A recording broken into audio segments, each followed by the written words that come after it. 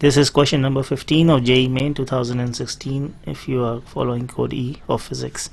Two identical wires A and B, each of length L, carry the same current I. Wire A is bent into a circle of radius R and wire B is bent to form a square of side A. If BA and BB are the values of magnetic field at the centers of circle and square, then the ratio BA over BB is.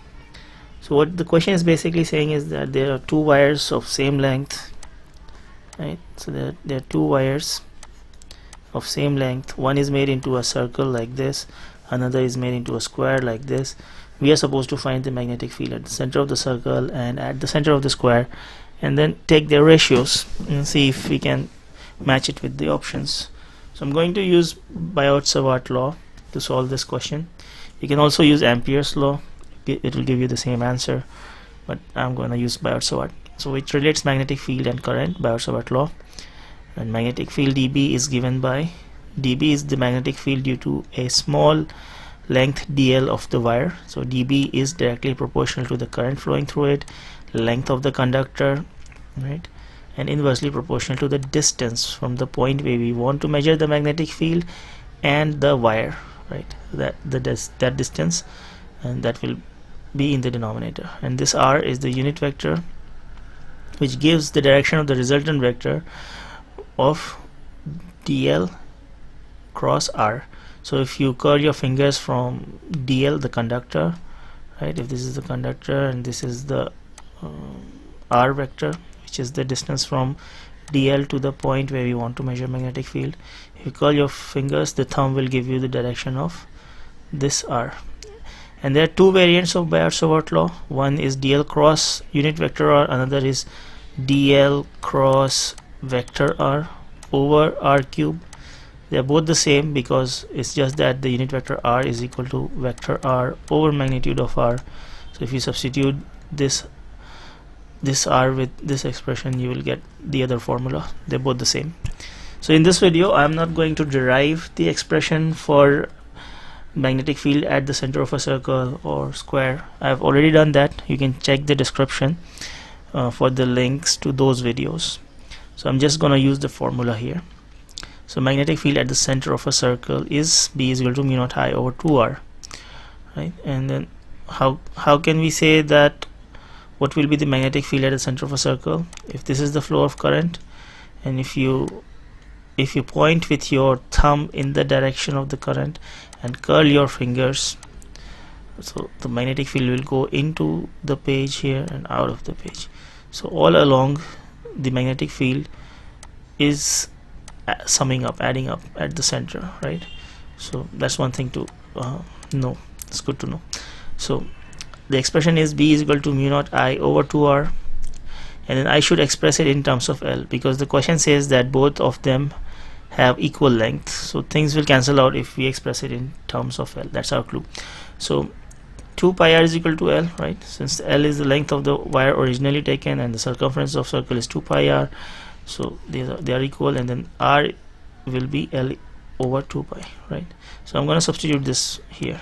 So I'll get this mu naught I over 2, L over 2 pi, 2 goes into 2 once, and then pi I will send it here to get this expression. So that's the magnetic field due to a circle of circumference L. Now let's move on to the square side. For a square loop I have this expression, right? And this expression is actually have two parts. This part is the magnetic field due to a wire of finite length, for which I have made video. You can check the description for that video. I have given the link. So this part is the magnetic field due to a wire of finite length, and then I have multiplied it with 4 because all these 4 wires will contribute their magnetic fields at the center. How can we check that? Point with your thumb in the direction of flow of current. Let's say the flow of current is like this, right? And if you point with your thumb in the direction of current, your fingers will curl in such a way that the magnetic field will be into the page, out of the page here, into the page here on this side, out of the page. You can check yourself, you can try it. And then that's why all these 4 wires are going to contribute at the center, and that's why I've multiplied it with 4, right? And then what is this a over 2? This a over 2, it's not actually a over 2, I have directly written it here, but in the original expression this is the perpendicular distance from the point to the conductor. So if you take the perpendicular distance, then in the case of a square it's here, but if it were just a wire, it could be anywhere, right? So if it were a wire, I could take this point, so it need not be at the center of the wire. Just another thing I thought I would point out. So this is the perpendicular distance, and in the case of this example it's a over 2 because the side of the square is a, so from the center it will be this much length will be a over 2. Quite intuitive, so that's why I've taken a over 2. And then sine of theta 1 plus sine of theta 2, and please remember it's sine of theta 1 plus sine of theta 2, not cos. A lot of books and a lot of students use cos of theta 1 plus cos of theta 2. It will give you the right answer in case of a square, but remember this formula can be used, this expression can be used for a wire of finite length, for any wire. So if it were a rectangle and if you were to use cos, it would give you the wrong answer. In case of a square it gives the right answer because sine of 45 is same as cos of 45, which is 1 over root 2. So that's why it gives the right answer, but cos is not the right expression, it is sine theta. So if it were a rectangle, what you would do is,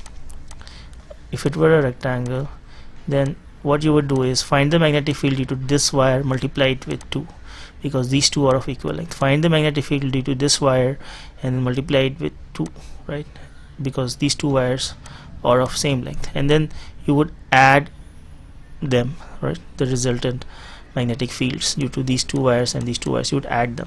That's what you would do in case of a rectangle. I'm telling you because this question, some variant of this question is always asked in IIT JEE Main, so it's good to know, right? So that's why always use sine of theta 1. And what is sine of 45 and why is theta 45? Let's see. We know that diagonals bisect each other, they also bisect this angle, right? So this angle is 90 degrees, so which means this is 45 degrees, this is also 45 degrees. Let's consider these two triangles, they are equilateral triangles, right? This side is common, these two sides are equal, these two sides are equal, which means this angle is equal to this angle, right? And we know that this angle is 90 degrees. How do we know that? This is 45, this is 45, and in this triangle, in this bigger triangle, sum is 180 degrees, right? Sum of angles. So 45 plus 45 is 90, so this angle is 90 degrees. I have made a big mess, but I hope you understand. So if this is 90 degrees and these two triangles are equilateral, then these two angles will be 45 degrees. You can work it out yourself, right? It's 45 degrees. So sine of 45 is 1 over root 2, and 1 over root 2 plus 1 over root 2 will give you 2 over root 2. So what's left is mu naught I over pi times L over 8. How do I get L over 8? We know that 4a is the perimeter of the square, which is equal to L, so a is equal to L over 4. So if I replace a with L over 4, this is what I get. So I'm gonna take this 8 here and I will get this expression finally, 16 mu naught I over root 2 pi L. So this is B as given in the question.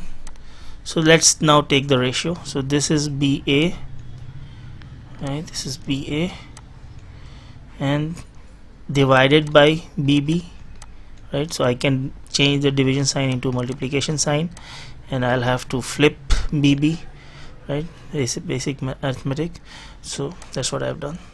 Let's see, L cancel out, mu naught I, right? And then what I'm left with is pi squared, right? Pi squared root 2 over 16. Now this is not in any of the options. If you check the options, it's not there. So we can see that the denominator has the root sign. So let's do that. Try to bring square root to the denominator. And the way we can do that is by multiplying this expression with root 2 over root 2. So that's what I have done. So root 2 times root 2 is 2.